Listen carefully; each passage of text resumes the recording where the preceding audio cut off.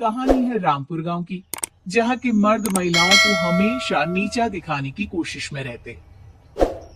अरे अभी तक खाना नहीं आया। क्या मुझे एक और शादी करने की जरूरत है? नहीं जी नहीं, ऐसा मत करना, वरना मैं कहाँ जाऊंगी। खाना लेकर मैं अभी आई जी। गांव की पंचायत में भी फैसले हमेशा औरतों के खिलाफ ही रहते। मैं जो फैसला सुनाता हूँ वो भगवान की आज्ञा होती है। इस लड़के ने अपने मन से शादी करके अच्छा नहीं किया। लड़के को घर भेज दो और इसकी शादी इसकी जाति की किसी लड़की से करवा दो। लेकिन ये लड़के, इसे तो गांव के बाहर निकाल दो। नहीं नहीं जमींदार साहब, ये क्या बोल रहे हैं?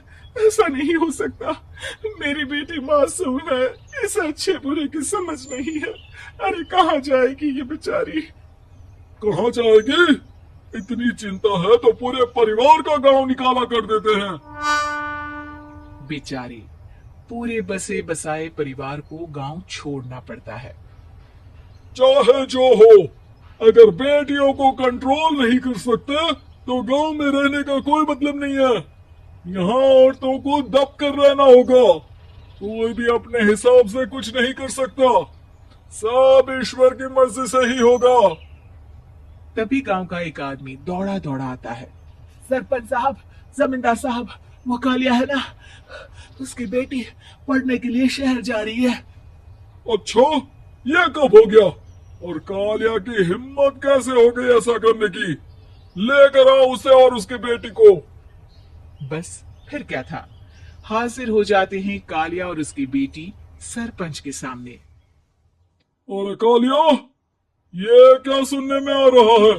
बेटी को इंजीनियर बना रहा है तू? और ये बता, गांव में तो स्कूल नहीं है, फिर कहां से इतनी क्लास पास कर गई तेरी बेटी? राधा, जो कि कालिया की बेटी है, उसे लगता है कि सरपंच उसकी तारीफ कर रहे हैं। सरपंच जी, मैंने ऑनलाइन पढ़ाई की है, डिस्टेंस लर्निंग से। सभी में मैंने अच्छे नंबर पाए हैं, जिसे देखते हुए शहर की इंजीनियरिंग कॉलेज में मुझे स्कॉलरशिप मिली है। वाह जी वाह, क्या होती है ये? पहले तो ये बताओ, फिर आगे की बात करते हैं। पूरा गांव राधा की बात सुन रहा था और राधा बोलती जा रही थी। तो ऐसे मैं फ्री में एक अच्छी शिक्षा लेकर गांव में जो कुछ परेशानियां हैं, जैसे बिजली, पानी और इंटरनेट जैसी समस्याओं के लिए काम करूंगी। मैं गांव को शहर से जोड़ने के लिए पुल का निर्माण करवाने का प्रस्ताव रखूंगी। मुझे पूरी उम्मीद है कि जल्द ही हमारा गांव भी तरक्की की राह पर चल पड़ेगा। राधा की बात सुनकर सारे गांव वाले ताली बजाने लगते हैं। सरपंच को समझ नहीं आता कि वो क्या करे। चुप रह नादान लड़की। गांव के खिलाफ जाने के लिए तुझे गांव से बेदखल कर दिया जाएगा, वो भी पूरे परिवार के साथ। और हाँ, अगर ठीक से गांव में रहना चाहती है तो ये पढ़ाई लिखाई छोड़ दे। हम तेरे लिए गांव का कोई होनहार लड़का देखेंगे। तभी गांव का एक आदमी बोल पड़ता है। अरे नहीं नहीं सरपंच जी, राधा बिटिया जो बता रही है, अगर वैसा हो जाए तो हम लोगों को पैसा कमाने के लिए बाहर नहीं जाना पड़ेगा। हाँ जी, और ना ही कोसों दूर पाने के लिए भटकना पड़ेगा। हमारे बच्चे भी अच्छी पढ़ाई कर सकेंगे और आगे बढ़ेंगे, ना कि हमारी तरह खेती करते बैठेंगे।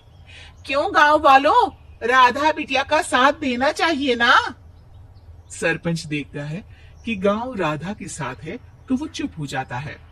वो घर आकर अपने सलाहकार से बात करता है, जो बहुत ही चालाक किस्म का इंसान होता है। अरे सरपंच साहब, आपको बहुत ही होशियारी से काम लेना पड़ेगा।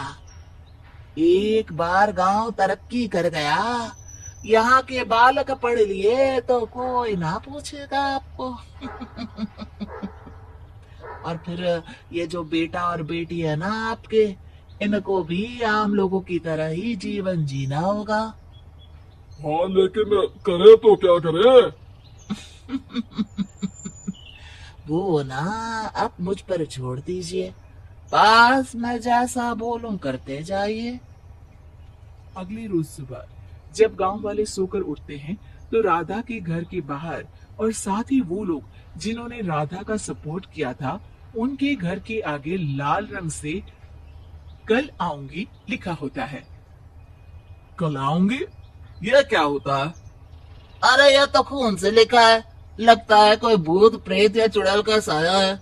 चलो सरपंच जी के पास चलते हैं। सभी सरपंच के पास जाकर उसे सारी बात बताते हैं। और ये तो बड़ी मुश्किल की बात है। चलो, मैं एक बाबा को जानता हूँ, उन्हें बुला लेता हूँ। सरपंच बाबा को लेकर गांव के घर के बाहर जाता है।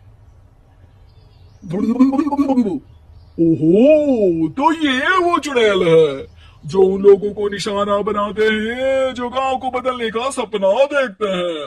वो गांव को ऐसे ही संपन्न देखना चाहती है। वो नहीं चाहती कि कोई बाहरी यहाँ का कायाकल्प करे। क्या तुम लोगों में से किसी ने गांव को बदलने की सोच रखी है? तभी राधा की माँ रोते रोते आती है। मेरी राधा घर से गायब हो गई है। अरे कोई तो बचाओ, मेरी बच्ची कहाँ गई?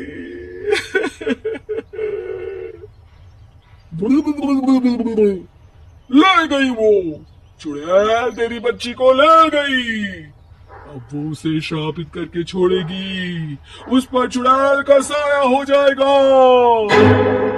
तभी बुरी सी हालत में राधा भी वहां आ जाती है। उसके बाल चुड़ैल की तरफ फैले होते हैं और कपड़ों में खून लगा होता है। सभी राधा को देखकर डर जाते हैं। माँ, पता नहीं मुझे कौन उठा कर ले गया था। अरे दूर हो जा चुड़ैल, अब हम लोग इस गांव में नहीं रुकेंगे। अरे कैसी बातें कर रहे हैं आप? कल तो आप मेरे भरोसे गांव का हुलिया बदलने, अपने बच्चों को पढ़ाने और तरक्की उन्नति की बात कर रहे थे, तो आज क्या हो गया आपको? ये फिर तुम लोगों को बहकाएगी। ये चुड़ैल गांव में आ चुकी है। ऐसे ही ये तुम्हारे घर के बच्चों को भी ले जाएगी। गांव वाले राधा को गांव से बाहर निकाल देते हैं। उसके माँ बाप रोते रहते हैं, लेकिन गांव वाले नहीं मानते। मैं भी अपनी बहन के साथ गांव के बाहर रहूंगा, लेकिन वो पढ़ाई नहीं छोड़ेगी।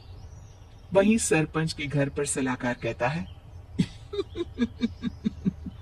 देखा, सांप भी मर गया और लाठी भी नहीं टूटी। लेकिन अगले ही दिन सरपंच के घर के बाहर भी वही शब्द लिखे होते हैं। और फिर सरपंच की बीवी कहती है, हमारी बेटी को किसी ने अगवा कर लिया है। तभी राधा का भाई वहां आ जाता है। अरे गांव वालों, मैंने सरपंच जी की बेटी को देखा था। वो चुड़ैल उसे उठाकर ले जा रही थी। अरे क्या मजाक कर रहे हो? नहीं नहीं सरपंच जी, आप नहीं जानते। वो चुड़ैल अब आपकी बेटी में आ जाएगी, जैसे राधा के अंदर आ गई थी। तभी सरपंच की बेटी वैसी ही हालत में वहां आती है जैसे राधा आई थी। पापा, पता नहीं कैसे मैं गायब हो गई थी। चुड़ैल, इसके अंदर भी चुड़ैल का साया है, मारो इसे। अरे नहीं नहीं, इसे भी राधा के पास गांव के बाहर ही भेज दो। अरे चुप रहो, मेरी बेटी कहीं नहीं जाएगी और चुड़ैल बुड़ैल कुछ नहीं होता है। अरे कैसे बात कर रहे हो सरपंच जी? आप तो बोल रहे थे कि आपका फैसला भगवान का ज्ञान होता है, तो अपने पर बात आई तो अब आप ऐसे बोल रहे हैं। अरे ना ना ना, आपको अपनी बेटी को त्यागना ही होगा। अरे बुलाओ बाबा को। राधा का भाई बाबा को ले आता है, जिसे अब गांव वालों के डर के कारण सच बोलना पड़ता है। मैं कोई बाबा नहीं हूँ, मैं तो मोची था। ये सलाहकार महोदय ने मुझे कहा था एक्टिंग करने को। अब वो मुझे पैसे देने वाले हैं। अब मुझे माफ कर दो। गलती हो गई, मुझे माफ कर दो। तभी वहां राधा आ जाती है।